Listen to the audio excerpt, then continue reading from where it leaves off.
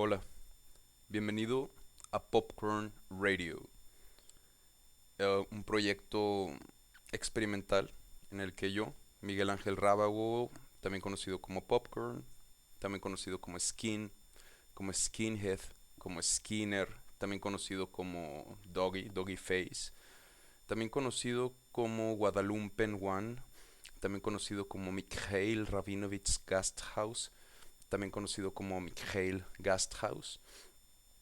Bueno, y otros muchos handles de Twitter que han sido cancelados, ¿no? Me han cancelado tantas veces. Y bueno, este quinto episodio de este Popcorn Radio experimental, un intento de podcast, ¿sabes? Desenvolverme en el concepto de un podcast de una hora, ¿no? En este quinto episodio pienso seguir la línea del cuarto. Si vieron o si no lo han notado, échenle un ojo a mi línea de videos Popcorn Radio. Están clasificados ahí en mis videos. Van a ver que es... la nomenclatura es... um,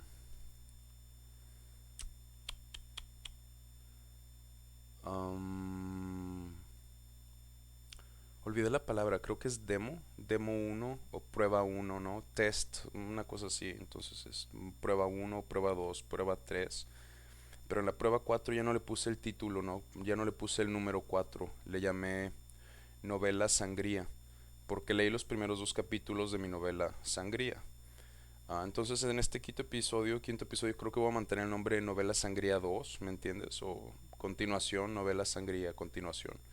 Ya no como Popcorn Radio, porque a pesar de que Popcorn Radio, episodio del uno al 3 sí abordan la novela, abordan el lado epistolar, que es como que donde yo platico estar en prisión y todo ese rollo, ¿no? El personaje que extraña, que es el rollo, que es la parte del libro que es tributo a Bram Stoker, a lo epistolar. Esto lo comento en cada episodio. Bueno, ah, eh, si le quiero cambiar un poco el título acá a estos dos episodios, es para hacer énfasis en que son las lecturas de los capítulos que ya están en borrador casi final, ¿no? Les falta nomás un par de pulidas para que queden ya así como para editarse, mandarlo al editor, ¿no? Que le dé luz verde. Pero bueno, no. También es cuando eres tu propio proofreader o tu propio editor, también te traiciona el tunnel vision, la visión del túnel.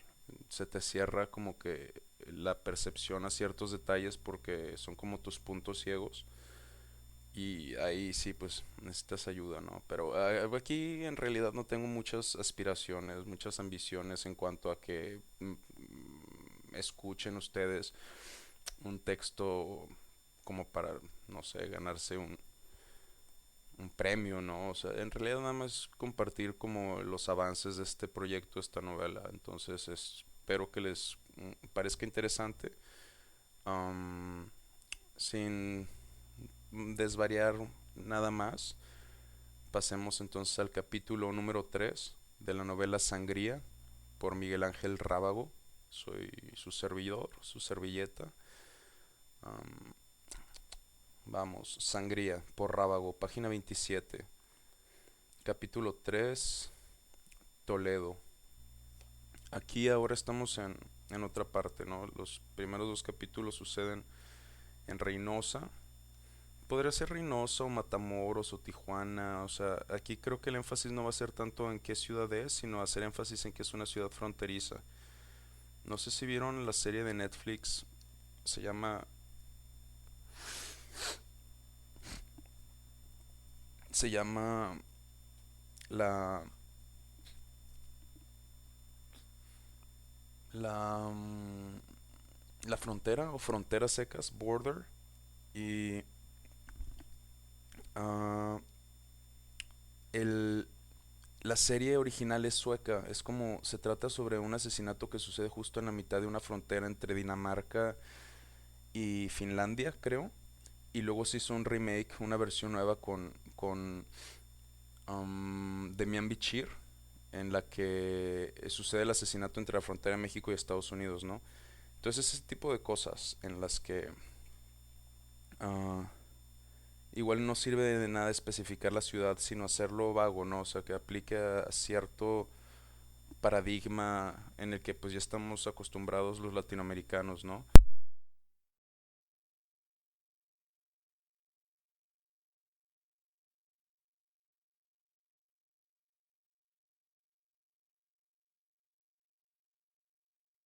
Perdón. Y bueno, le voy a dar lectura a esto que ya sucede en España, de hecho sucede en otra época. Entonces, si me permiten un segundo, cerré el navegador donde tenía el PDF. Entonces, denme 3 segundos. Yo creo que tienen un muy buen tiempo para pararse y buscar un cigarrillo para encenderlo o ir por un vaso de agua rapidísimo. Me van a tomar 15 segundos y empezamos la lectura. Disculpas por adelantado, ¿no? Por eso, no piensen que se acabó la transmisión, ahorita regreso en corto.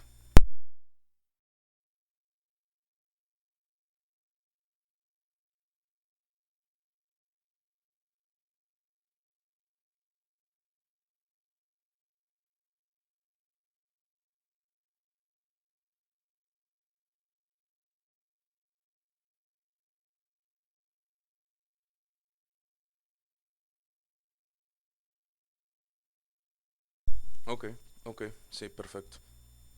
Vale. Estamos en el capítulo 3, Sangría, por Miguel Ángel Rábago, página 27. Capítulo 3, Toledo. Am, bene, capítulo 3, Toledo. Año 1666 después de Cristo. El, el, el eco de la catedral de Toledo parecía reverberar con un silencio casi violento dentro de la nave principal. Esto es en Toledo, España. Estamos en Toledo, España, en el año 1666. Tal vez debí hacer énfasis en qué Toledo estábamos. Estamos en Europa en este momento. Entonces va de nuevo. El eco de la catedral de Toledo parecía reverberar con un silencio casi violento dentro de la nave principal. Elías miró una estructura tosca de vigas de madera sostenerse frente a lo que parecía ser una pintura a medio terminar y sobre la cual un par de talentos nacionales habían trabajado en distintas secciones de la iglesia en los últimos días y que ahora permanecía abandonada temporalmente como el resto del edificio. Podía palpar el espacio supuestamente vacío de esa nave, entre sus pilares, cúpulas y esculturas, un espacio ocupado por el zumbido natural de sus propios oídos, el aroma denso de la mirra quemada y partículas flotantes de polvo que destellan intermitentemente a través de los haces coloridos de ciertos vitrales empotrados en sus muros.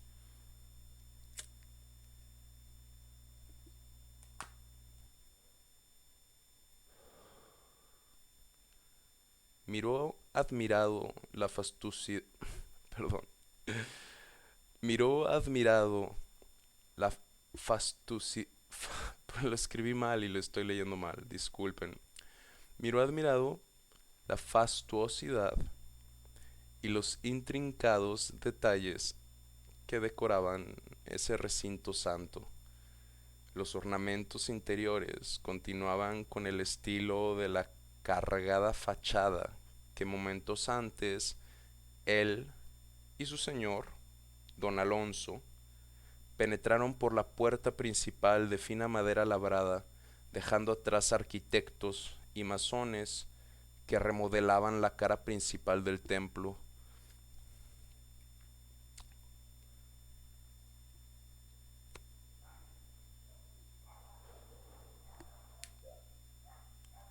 Ahora, válgame, Es la hora en la que pasan los perros rebeldes de la colonia, los que no están encerrados en sus casas, pero pues son así como perros así de casa, ¿no?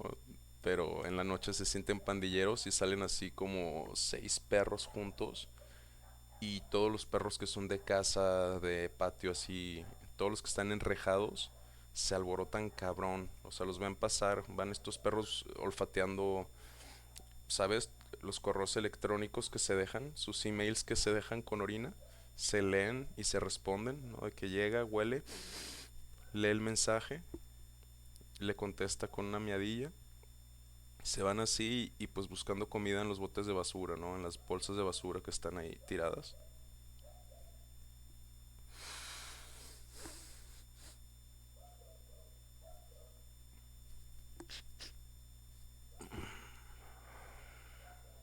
No sé si tengo el tabique desviado de plano.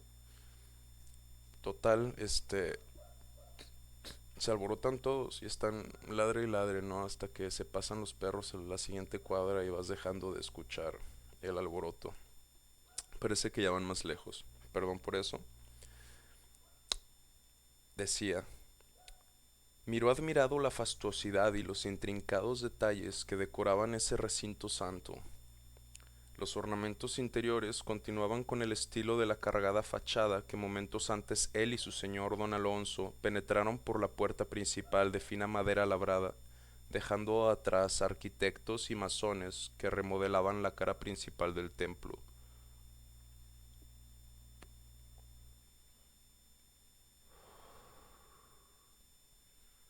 Ahora solo, y abrumado por el peso de piedra y metales preciosos a su alrededor, sintió a ese gigante venírsele encima en la sugestión inmensa que le provocaba su inusual soledad en aquel espacio. Soledad interrumpida por momentos en que estatuas de santos parecían indagar su presencia impertinente. Decidió merodear curioso entonces, observante de los detalles apretados y abundantes de los ornamentos, tan semejantes al trabajo de los joyeros plateros de la capital. En cualquier momento, don Alonso finalizaría su encuentro con cierta figura católica para retomar el camino que tenían planeado recorrer en la que sería la más importante misión de sus vidas.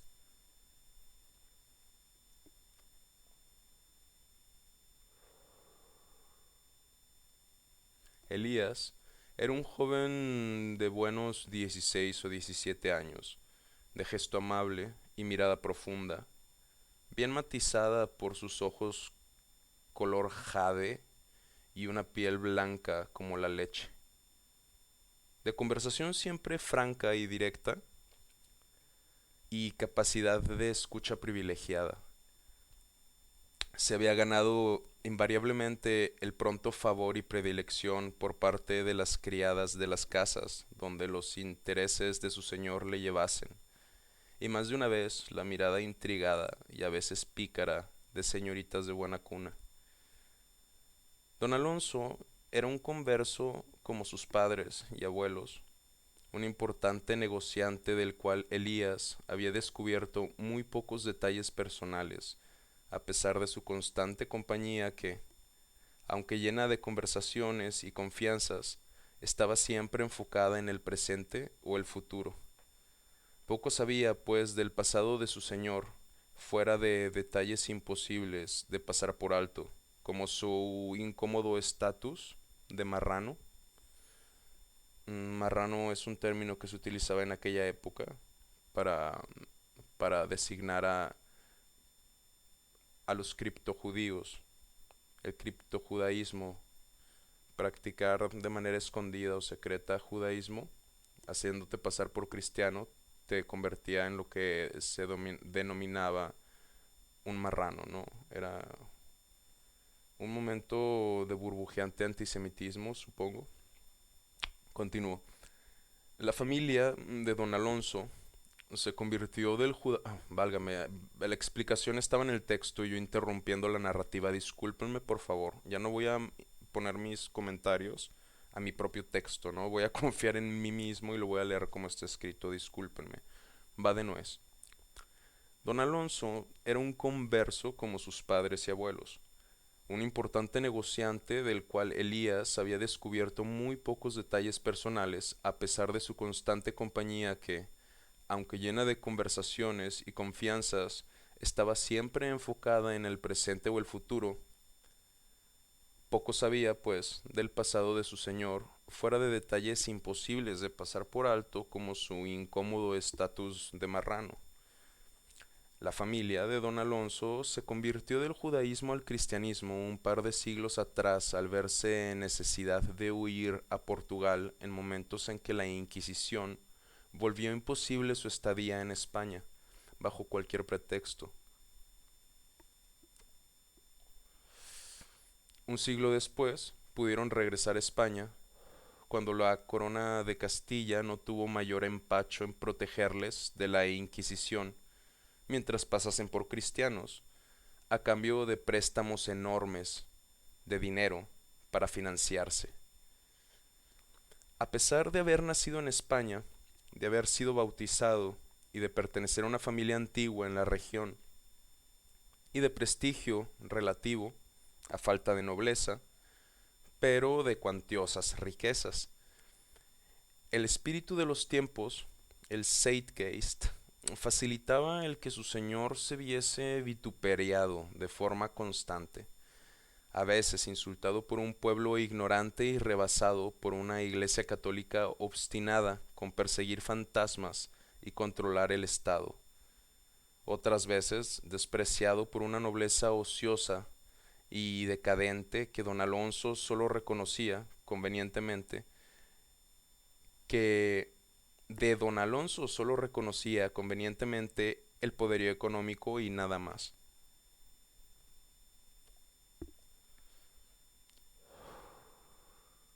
Esa aristocracia era una clase social dedicada al despilfarro y la frivolidad, una clase aberrante de parásitos ofendidos por el trabajo, el comercio y los impuestos, especialmente por los impuestos, que nunca pagaban por decreto de la corona.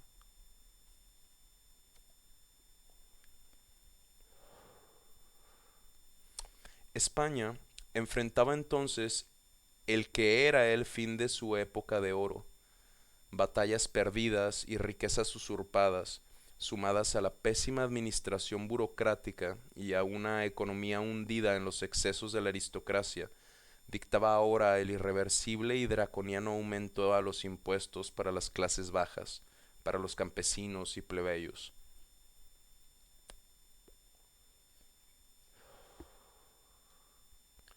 Los campos productores poco a poco quedaban abandonados por familias incapaces de llenar las arcas rapaces de una corona sin dirección, y las ciudades se llenaban de vagos mercenarios, de putas y religiosos.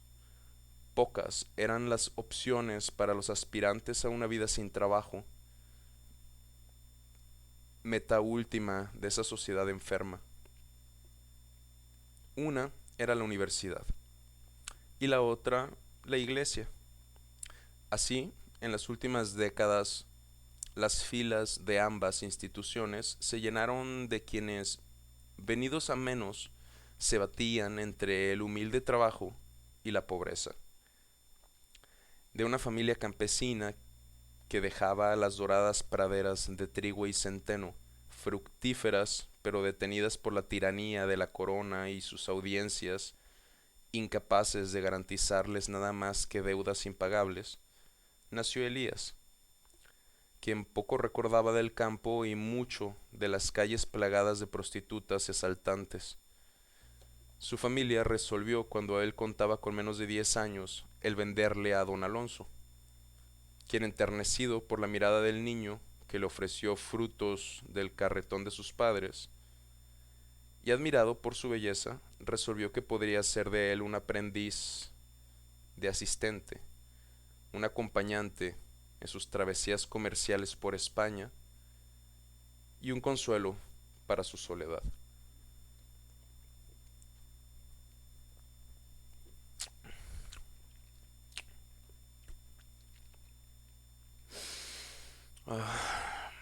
Don Alonso quedó huérfano, siendo hijo único de ambos padres, cuando un jurado inquisidor decidió que la profesión cristiana de estos no había sido sincera y que conservaba aún prácticas judaizantes.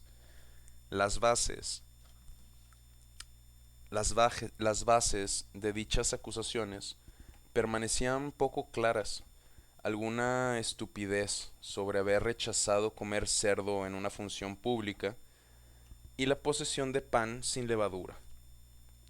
Al final, la infidelidad de la corona, que a esas alturas no parecía ser otra cosa que la iglesia, fue pagada con la vida y la enajenación de buena parte de su fortuna. Entonces, don Alonso era solamente Alonso, un joven de veintitantos años que había aprendido con excelente detalle los negocios de su padre, acaudalado mercader y financiador contratos en toda Iberia. En general, los cristianos tenían una idea aferrada de la naturaleza satánica de los judíos, comunidad a la cual miraban con recelo y desprecio. Incluso tras siglos de haberse convertido al cristianismo, los marranos eran considerados impuros de sangre. Muchos no tenían razón racional para sus prejuicios, pero el peso de años continuos de persecución férrea e intransigente por parte de la Inquisición probablemente había roto el espíritu del pueblo español. La tiranía religiosa absolutista del Estado alcanzaba con sus sombras todos los rincones de la nación, vomitando de su tejido social a judíos, protestantes y moros por igual, así como una colección heterogénea de personajes tan variados como curiosos e inverosímiles, todos asociados de una forma u otra al imperio de Satanás sobre la tierra, por medio de brujas, de poseídos, de invocados, de tentadoras y cuanta sarta de idioteces determinara el juez en turno. Continuamos en el mismo capítulo, nada más hay un salto de página, ¿no? Aquí se hace una pausa y continuamos. Es más, vamos a aprovechar esta pausa en medio capítulo para ver cuánto tiempo llevamos. Llevamos 22 minutos. Vamos perfecto, o sea, no hemos llegado ni a la mitad del tiempo y creo que ya vamos poquito más de la mitad del tercer capítulo. Creo que si lo acabáramos ahorita podríamos leer también el cuarto capítulo en esta hora, en este episodio de Popcorn Radio, el podcast experimental de Popcorn.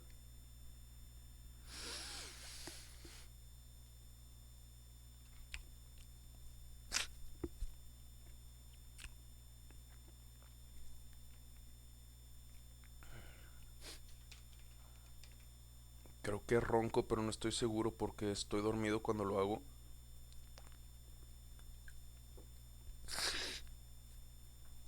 Y creo que me silba la nariz cuando duermo.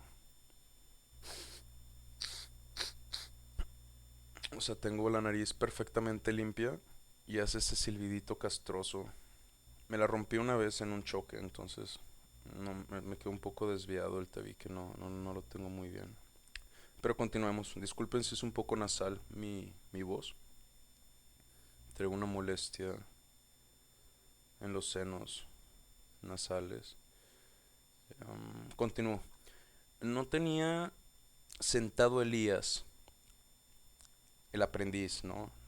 Uno es Don Alonso y el otro es Elías. ¿Recuerdan? Elías está adentro de una iglesia y dice, no tenía sentado Elías, bueno, una catedral, ¿no? En construcción.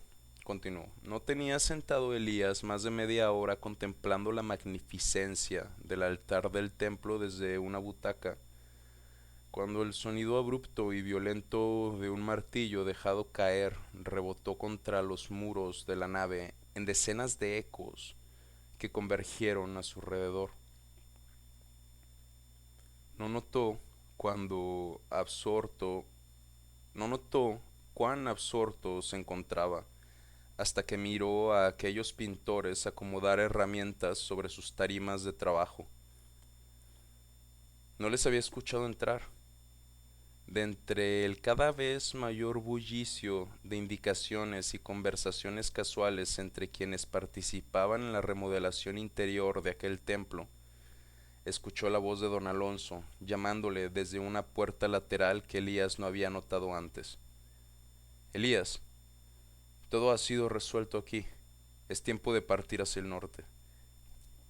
Elías caminó hacia la puerta y siguió a don Alonso por un pasillo estrecho, austero, pero limpio, hacia una salida alternativa de la catedral.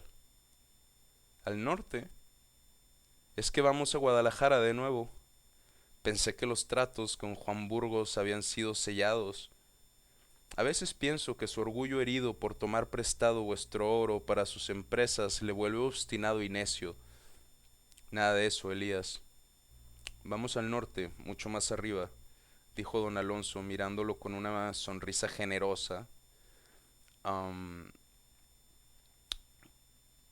con una sonrisa generosa bajo su típicamente fruncido ceño preocupado. Sus ojos marrones, casi rojos, le miraban bajo su cabellera ondulada, con el mismo amor de siempre, y su sonrisa, bajo su nariz aguileña, dejaba entrever una noticia inesperada.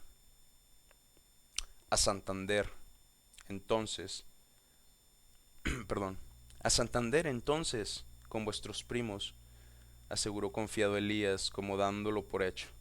No, entonces sería más como a Santander entonces, con vuestros primos, aseguró confiado Elías, como dándolo por hecho. Alonso soltó una risa animada al tiempo que dieron vuelta.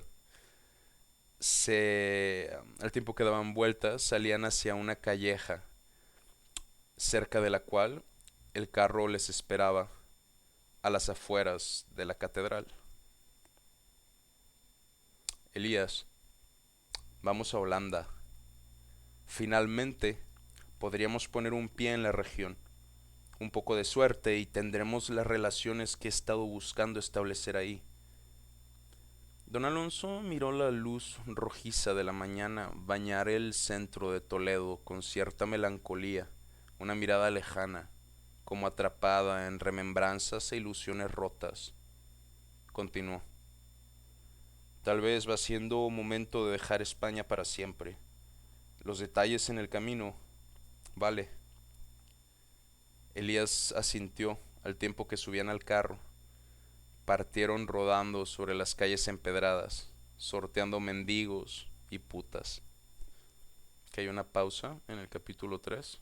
Seguimos en el capítulo 3, en la misma página 34, pero después de un subcapítulo, digamos, un salto ahí.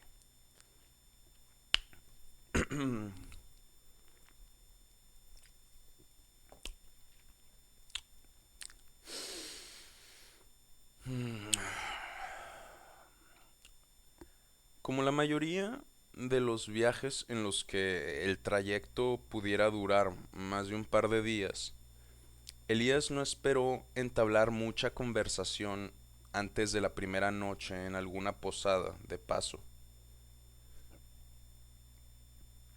Usualmente, el vino de algún viñedo generoso de la región solía lubricar los espíritus y las confesiones, si es que se le podía llamar así a la expresión de confianza e intimidades,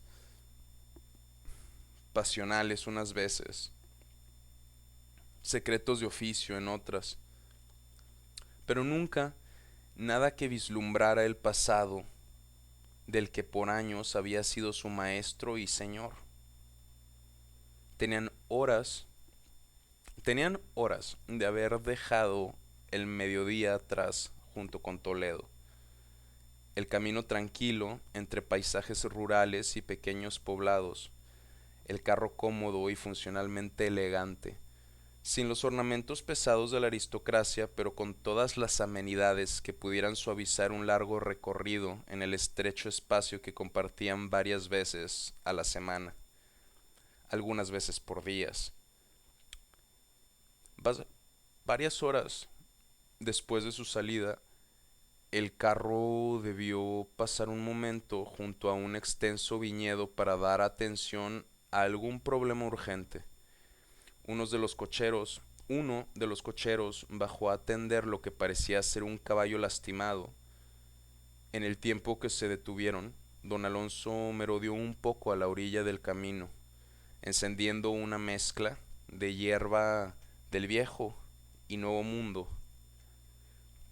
E- Encendiendo una mezcla de hierbas del viejo y nuevo mundo, lo que era habitual en el lo que era habitual en él tanto durante sus raros lapsos de dolor como en sus más comunes lapsos de contemplación.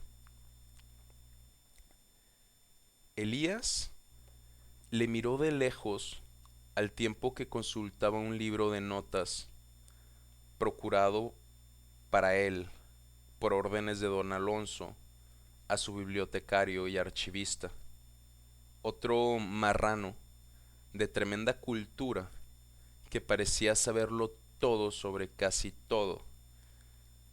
El libro registraba bitácoras y notas de viajes de un amigo cercano a ambos, español, que visitó tierras holandesas un par de años atrás. Frente a los viñedos y campos de trigo, pensaba Elías, debería de sentirse lleno de cierta nostalgia bucólica debido a su infancia en el campo, pero en realidad resentía las carencias con las que creció. Poco valían aquellos recuerdos de trabajo corporal junto a su sofisticado presente y promisorio futuro. Avanzó un par de páginas en el libro, revisó una nota al pie de un mapa y al no poder concentrarse se sentó junto al carro a mirar a su señor con curiosidad.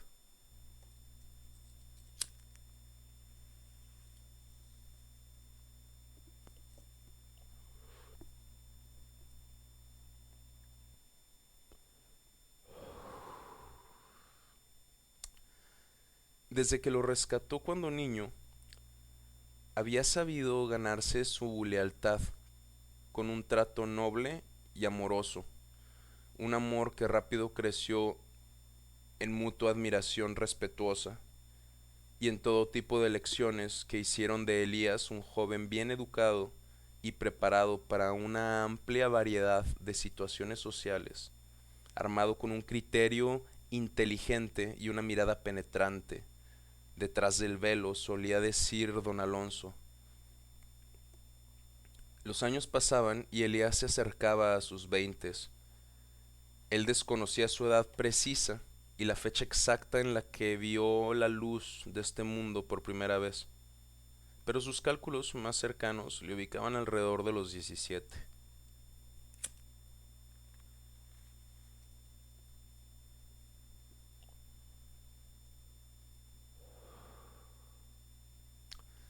La edad le pesaba de tiempo en tiempo cuando pensaba sobre sí mismo como el eterno joven acompañante de su señor. En los dos últimos años de su señor. En los últimos años su interés por las mujeres le robaban la mayoría de sus noches en vela. A los 12 o 13 años, su obsesión con los pechos grandes y firmes de la nodriza que cuidaba de los hijos pequeños de don Aarón, uno de los más cercanos amigos de don Alonso,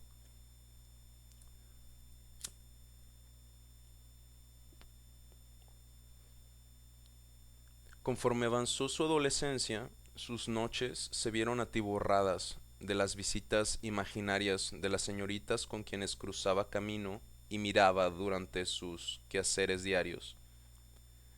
Finalmente, este último año había sido Catalina Cuellar quien invadía su mente, en una frecuencia e intensidad tal que, para su pesar, había atraído la atención de don Alonso, quien la llamaba en parte en juego, en parte de verdad, pícara sucubus. Siempre antes de cambiar de tema u ocupar a Elías con actividades que le mantuvieran ocupado, sin tiempo para malos pensamientos.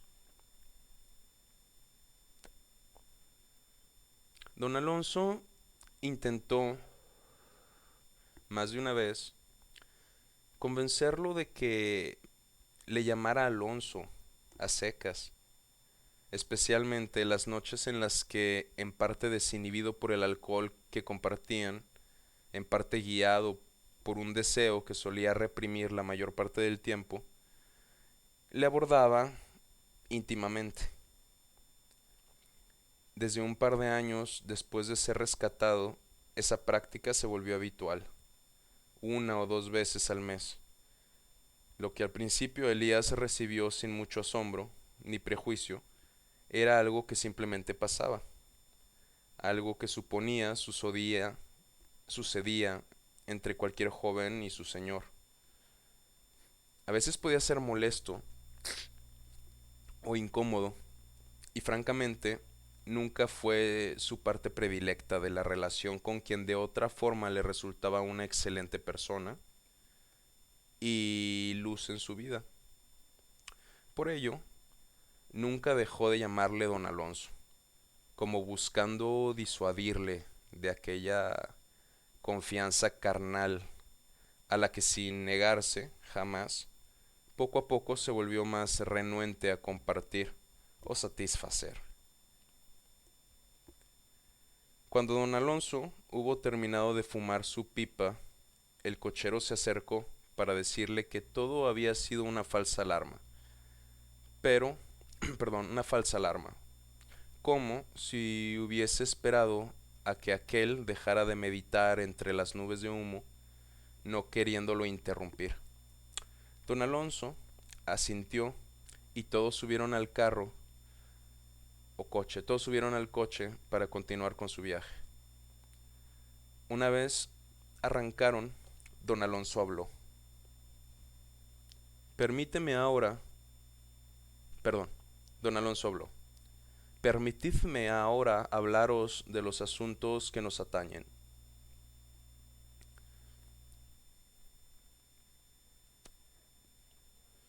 Estoy usando plural y está hablando nada más con Elías. No recuerdo por qué puse a hablaros. Aquí había una tercera persona. Creo que lo tendremos que ver en el siguiente capítulo sobre Elías y don Alonso. Este es el final del capítulo 3 en la página 38. Este episodio de Popcorn Radio lleva 38 minutos. Nos quedan 22 minutos para ver si logramos completar el capítulo 4, ¿va? Vamos a darle un poquito más rápido. Capítulo 4. No, creo que el capítulo 4 es muy corto, ¿eh? Se me hace que sin prisa. Ya se me va a acabar aquí la barra del PDF, ¿no? Estoy dándole scroll down y pues ya casi llego hasta abajo. Va, capítulo 4. Geraldine. Perdón, Sangría, por Rábago, página 39. Capítulo 4. Geraldine. Geraldine no pasaba de los 15 años cuando, por decisión unilateral de su padre, sería enviada a un internado para señoritas en Suiza. En principio, la idea le pareció terrible, mas no ajena. Ivan, su primer novio, quien tenía 17 años y con quien perdió la virginidad a los 14 años de ella, fue enviado a un internado militar el año en que los padres de este descubrieron de su tórrida relación amorosa con ella.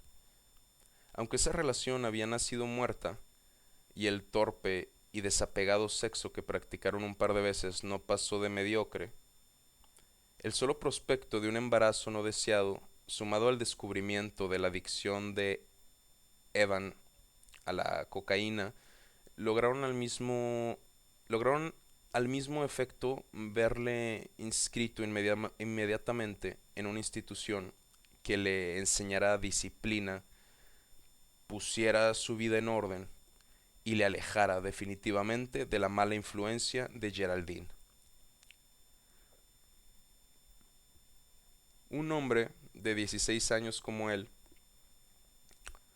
no estaba listo para cometer todos esos errores ni para afrontar sus consecuencias, dijeron sus padres. Aunque al parecer sí estuvo listo para irse inmediatamente a otro estado lejos de Texas, Estados Unidos, donde ambos vivían. Esto ya es en la época actual, en Texas de contemporánea. A Geraldine le pareció una putada entonces que los padres de Evan le hubiesen llamado así, mala influencia, en el momento en que le prohibieron la entrada a casa de este cuando se presentó para despedirse de él.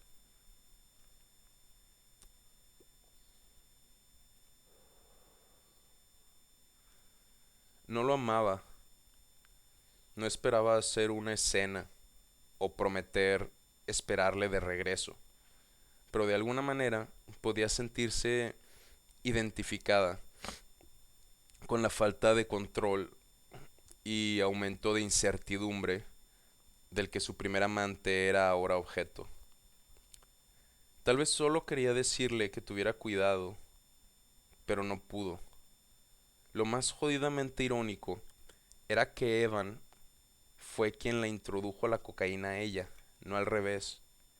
Y aunque juntos robaron a los padres de este un par de veces, ella distaba de ser una mala influencia. Bajo su propia mirada en el espejo, ella era quizá la razón por la que Evan no hizo algo peor durante el tiempo que duró su tórrida relación.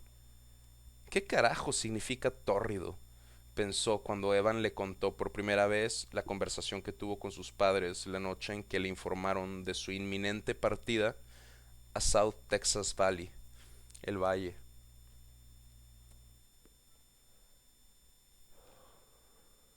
No, eso no era lo más jodidamente irónico. Mentira.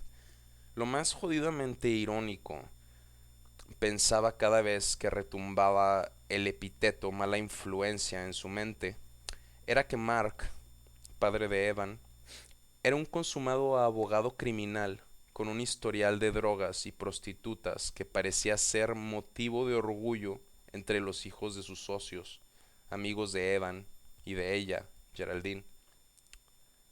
Una vez, tras robar las llaves del rancho de Mark, padre de Evan,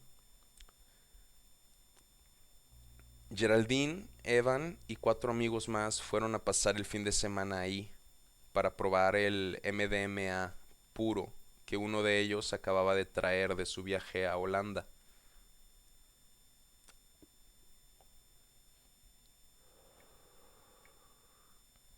El fin de semana fue divertido y definitivamente le hizo cuestionarse la naturaleza del amor mismo bajo el influjo de este nuevo atajo químico a una de las sensaciones que consideraba más puras. Ese fin de semana sintió realmente unión con ese grupo de hermosos jóvenes y rebeldes estudiantes, como atrapada en una fiesta privada después de los Grammys con otras estrellas. Se sintió una estrella y enamorada. Dudó si el éxtasis era el nombre correcto para esta droga, o si debiera llamarle empatía, o fama, o simplemente amor.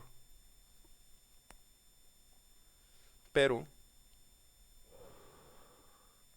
no todo fue amor.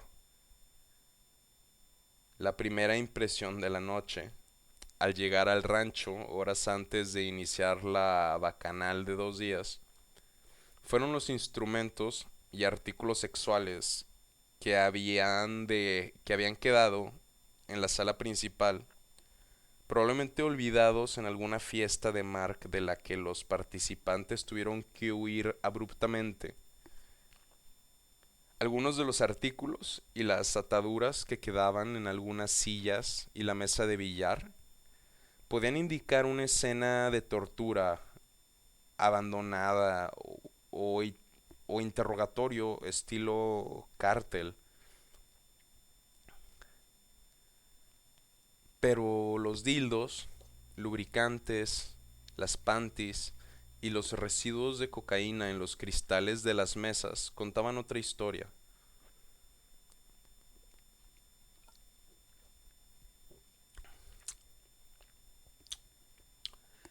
La bienvenida que les dio el rancho pasó de siniestra a fuente de risas y comentarios de admiración incondicional hacia Mark por parte de los amigos de Geraldine y Evan.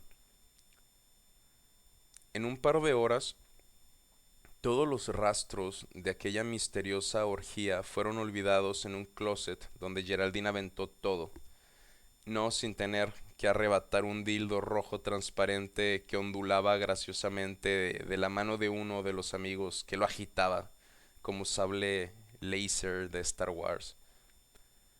Finalmente tuvieron su versión de una fiesta, sin sexo, pero con drogas, música, abrazos, risas, cinismo, insultos, arrogancia y sombras de estrellas musicales y del cine parecieron rodearles y rondar el rabillo de sus ojos durante toda la noche.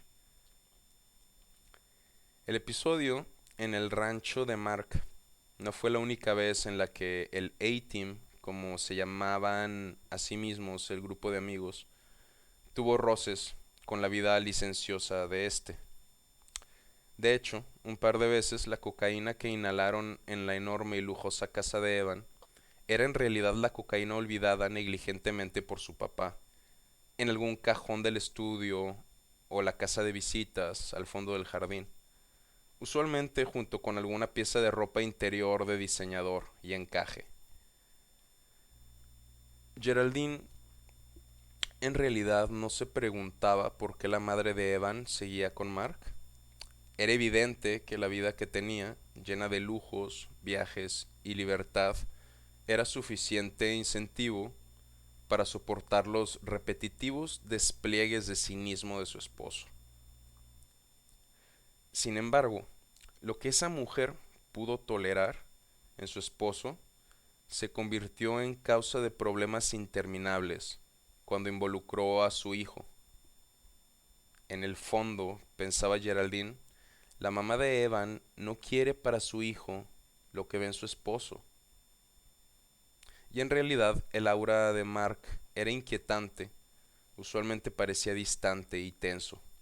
Su felicidad era inexistente y más bien suplantada por episodios maníacos de risotadas y comentarios cínicos y frívolos. A veces, una nube gris parecía seguirlo a todas partes, como pesándole en sus hombros caídos.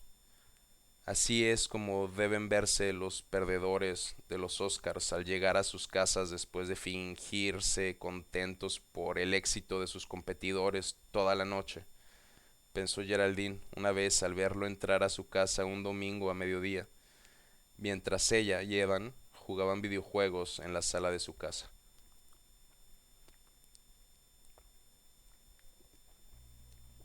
Estamos en el Valle de Texas contemporáneo. Geraldine es una estadounidense, México-estadounidense de segunda generación. Migró a Estados Unidos, su papá ya era americano, ¿no? Ella migró a Estados Unidos ah, de niña, ¿no? Cuando se pusieron las cosas muy pesadas en México. su papá siendo inversionista, teniendo inversiones en Estados Unidos, decidió que se fueran para allá. Y ahí pues Mark es su novio anglosajón, ¿no? Su papá es uno de estos abogados WASP, ¿no? Les llaman WASP. Son los anglosajones blancos, cristianos conservadores, ¿no? Significa WASP es White Anglican, creo que es Anglican, White Anglican, no, WASP es White Anglo-Saxon Protestant, protestante anglosajón blanco. Es como un género, ¿no? Muy popular en Wall Street, tanto en bufetes de inversiones y proyectos financieros, como, como en firmas de abogados, firmas de auditores, como que van muy de la mano, ¿no? Los judíos banqueros que financian el sistema bancario y estos WASP que siendo los blancos protestantes de Wall Street como que representan Estados Unidos y son los que empiezan a jugar con ese dinero que les prestan los judíos.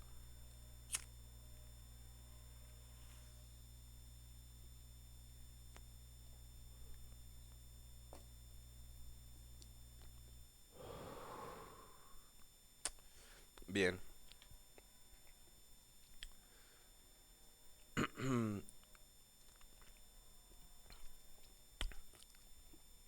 Al final, la academia militar fue probablemente lo mejor que pudo pasarle a Evan en ese momento de su vida.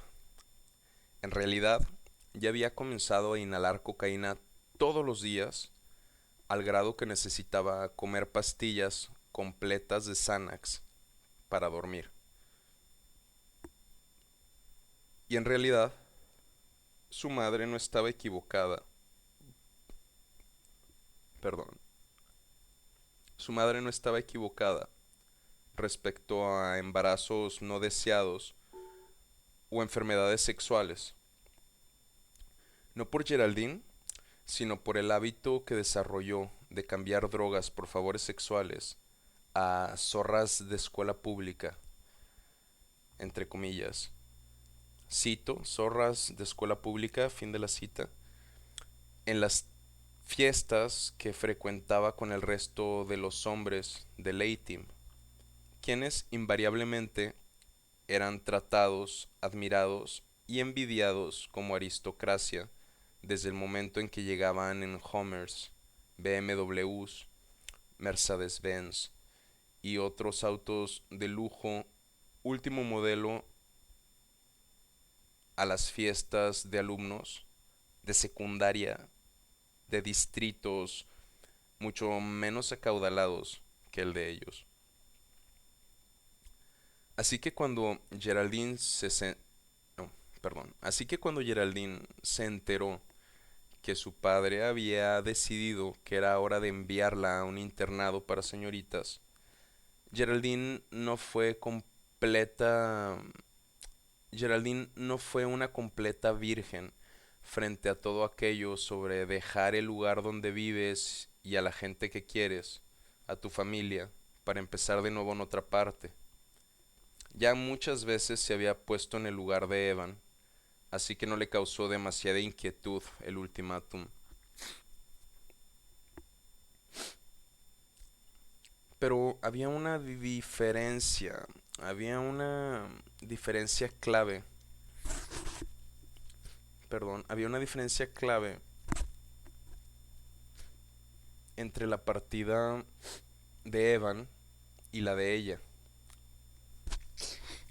Perdón. Evan había sido enviado a un internado militar como solución alterna a un centro de rehabilitación, porque en su familia aceptar tener un problema era anatema y señal de debilidad. Mientras tanto, Geraldine sería enviada a un internado debido a que el internado tenía excelente reputación en la enseñanza de francés, las artes y en la preparación de sus alumnas para entrar en las universidades elite de los Estados Unidos. Es decir, Evan se fue castigado a un internado militar para poner su vida en orden. Geraldine era enviada a un internado para refinar sus cualidades artísticas, su francés, y para seguir ganando puntos para entrar a una de las mejores universidades del país, de Estados Unidos. El hecho de que la inseguridad y la incidencia de drogadicción en el sur de Texas hubiera aumentado en la última década fue solo un aliciente para el padre de esta, de Geraldine, para alejarla de un lugar que poco a poco dejaba entrar los horrores del norte de México y casi ninguna de sus cualidades. La noche que Geraldine fue informada respecto a la decisión unilateral, dijo ella algo molesta, e irrevocable, le contestó su padre firmemente. Va de nuez. La noche que Geraldine fue informada respecto a la decisión unilateral, dijo ella algo molesta, e irrevocable, le contestó su padre firmemente. Terminó de cenar y se fue a su cuarto. Al encerrarse en su cuarto, se recostó en la cama alta y de madera tallada, adecuada para una princesa. Miró las paredes cubiertas de fino papel tapiz francés. Miró su joyero repleto de piezas hermosas traídas de varias partes del mundo por sus padres.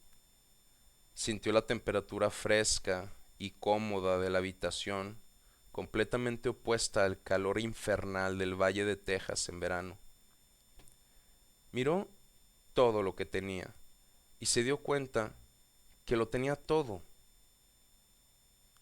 No solo sus posesiones la hacían acaudalada. Excuse-moi. No solo sus posesiones la hacían acaudalada, sino también el amor y el interés incondicional de sus padres, quienes siempre habían visto por ella y dedicaban gran parte de su tiempo en procurarle lo mejor para su futuro. Le fue imposible permanecer molesta por mucho tiempo. Se sabía afortunada, se sabía amada. Su vida era mucho mejor que la del 99% del mundo, y su educación le hacía imposible la frivolidad de negarlo o de no sentirse agradecida por ello. Pensó en los momentos hermosos de su infancia, la vez que le regalaron a Bella un pony de verdad en su cumpleaños número 9, y los viajes a Europa, los juegos de golf familiares todos los meses. Realmente era amada y sabía que esto era por su bien. En una hora estaba realmente emocionada pensando cómo sería la vida en Suiza, las amigas que haría y los chicos que conocería ahí. Si bien el internado era para señoritas, tendría muchas oportunidades de salir a la ciudad y conocer a los locales, además de viajar por Europa los fines de semana y en las vacaciones y días feriados. Página 46, ya voy a acabar con este capítulo, ya se va a terminar esto. Vamos en la página 46 y llevamos exactamente 59 minutos, ya va a ser la hora, entonces terminamos con este capítulo y se acaba el episodio.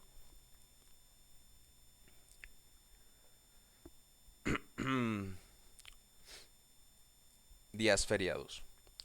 Un par de amigos de su madre ya habían enviado a sus hijas ahí y sabían muy bien lo que le esperaba.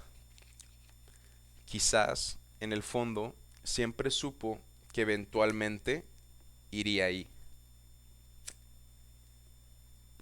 Quizás, en el fondo siempre supo que eventualmente iría allí. El día siguiente despertó temprano, con una emoción nerviosa en el estómago. Más tarde, perdón, el día siguiente despertó temprano, con una emoción nerviosa en el estómago. Más tarde, iría a comer al club con su familia y a comprar todo lo que necesitaría para el internado. Sería de shopping, ¿no? Más tarde iría de shopping, pues vive en Texas, ¿me entiendes? En los McAllenes. ¿Qué hubo, güey? Entonces, ah, madres, ya volvieron los perros de la pandilla de los perros salvajes a alborotarme aquí al rancho. Déjame que se calme, güey. ¿Ya? Va. El día siguiente despertó temprano con una emoción nerviosa en el estómago. Más tarde iría a comer al club con su familia y a comprar todo lo que necesitaría para el internado. Se levantó de la cama, llena de optimismo, y se dirigió al baño. Se desnudó completamente y se sentó en el excusado a soñar despierta, mirando sus zapatos en el closet en el extremo opuesto del baño. Miró sus pálidos pies descalzos sobre el tapete rosa y suave. La luz entraba por la ventana del baño e iluminaba todo con cierta alegría. Cuando terminó de orinar, se levantó, descargó el agua del excusado y abrió el agua de la regadera. Mientras el vapor se acumulaba en el baño, se vio en el espejo su delicado rostro de niña, enmarcado por un cabello platino lacio. Se quitó una lagaña del ojo con cuidado y sonrió. Tenía los ojos azules, profundos de su mamá, una sueca americana de segunda generación. Madres, cambié todos los personajes. Otra vez por meter mi rollo modifiqué un personaje de una historia que escribí hace más de un año. Ya lo mezclé, discúlpame. Geraldine no es la mexicana que acabo de decir. Eso lo dije, no lo estaba leyendo, la cagué, perdón. Aquí viene lo que... Te digo, falta pulir el texto, ¿no? Algunos detalles y aquí mezclé algo. Va, voy a leer lo que dice el texto. Olviden lo que dije sobre Geraldine. Aquí viene la explicación. Ya vimos que es de cabello platino, ojos azules. Y vio los ojos azules profundos de su mamá en el espejo. Su mamá, una sueca americana de segunda generación, con apellido alemán, miró sus pómulos en el espejo y sus labios carnosos y su nariz eran definitivamente idénticos a los de su papá. Un mexicano americano de segunda generación, ok, ok, entonces sí estaba bien, es que es mitad y mitad, es una mestiza, güey, ok, no me estaba equivocando, o sea, su papá sí era de Monterrey y todo eso, sí me acordaba algo así, güey. Su mamá era la que era sueca americana, o sea, la gringa, pero gringa 100% sangre sueca. Total. Ah, sus labios carnosos y su nariz eran definitivamente idénticos a los de su papá. Un mexicano americano de segunda generación. Pensó en las generaciones detrás de ella, los viajes, las guerras, las emigraciones que llevaron a su existencia. El espejo se empañó por completo y solo pudo reconocerse en la silueta vaga de sus hombros, sus pechos, sus caderas, y se metió a bañar.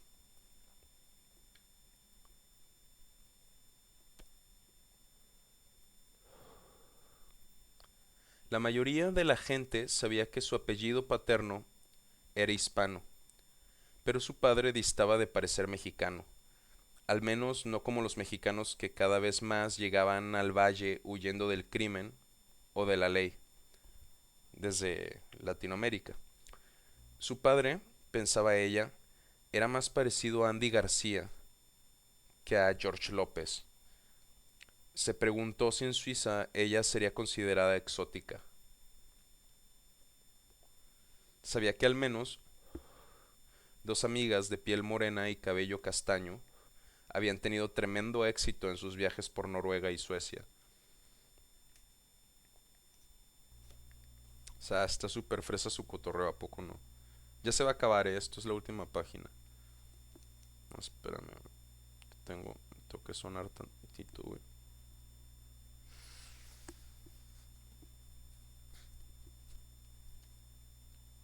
Total, pues sus amigas más morenillas, pues sí eran consideradas exóticas, ¿no?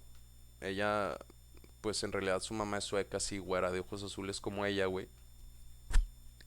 Y lo que tiene así como de latina de su jefe, pues su jefe es más así como cubano, pues como español blanco, ¿no? O sea, europeo. O sea, no va a ser tan exótica en Europa, güey. Ella es una europea en América, pero es 100% europea. Sus amigas sí son morenas, ¿no? Sí, sí son mestizas. O sea, mestizas con indígena, de piel morena, pues. Total. Terminó de bañarse. El aroma a vainilla y almendra inundó su recámara al salir a vestirse junto a su cama. Prendió la televisión mientras se entallaba unos jeans y terminó de prepararse para un largo día de planes y promesas enormes.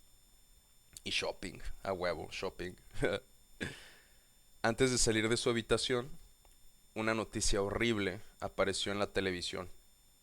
Una cabeza humana había sido encontrada por un bañista en la Isla del Padre, una playa turística a 1 hora de su casa. Le pareció asqueroso imaginarse nadando en el mar solo para topar. Y aquí se acaba el texto, güey. O sea, ni siquiera terminó el capítulo 4, pero digamos que lo terminó así. Le pareció asqueroso, le pareció asqueroso imaginarse nadando en el mar solo para toparse, o solo para topar el cuerpo degollado de alguna persona flotando y frotándose sutilmente contra su cuerpo mojado, con la piel hinchada por el agua. Quién sabe cuánto tiempo tendría en el mar. Miró la televisión, la apagó y se dirigió a la cocina. Ese sería un gran día. Fin del capítulo 4. Entonces, este episodio lleva 1 hora, 8 minutos. Creo que no es demasiado haberme pasado. Y pues bueno, no tengo limitantes de tiempo en YouTube. Pero queriendo como que adecuarme al formato de podcast, intento pegarme esto de 1 hora. Lástima, me pasé 8 minutos, pero bueno, la última vez me pasé como 20, ¿no? Casi media hora me pasé, creo que hasta más. Hasta más, 15 minutos. Es un peñanetismo buenísimo ese. Pero bueno, quería platicarles de unas cosas de los de Young Turks, pero yo creo que voy a hacer un video aparte sobre eso. Ah, Eso es un comentario así individual que no tiene que ver con esta lectura. Pero bueno, mi nombre es Miguel Ángel Rábago, también conocido como Popcorn. Esto fue Popcorn Radio. Soy Miguel Ángel Rábago, también conocido como Skin, como Skinhead, como Skinner. También conocido como Doggy Face. También conocido como Mikhail Rabinovich Gasthaus. También conocido como Mikhail Gasthaus. Ah, Fue un placer leer para ustedes. Ustedes 3 o 4 que se clavan en esto, que lo escuchan de principio a fin. Porque hay muchos de las decenas de personas que terminan escuchando esto, 70% se salen a la mitad, a menos de la mitad. Pero hay un 30% que lo oye completo y esto es para ti. Muchas gracias y bueno, a ver si hay un episodio 6, ¿no? Lo veremos. Muchas gracias. Hasta luego. Chao.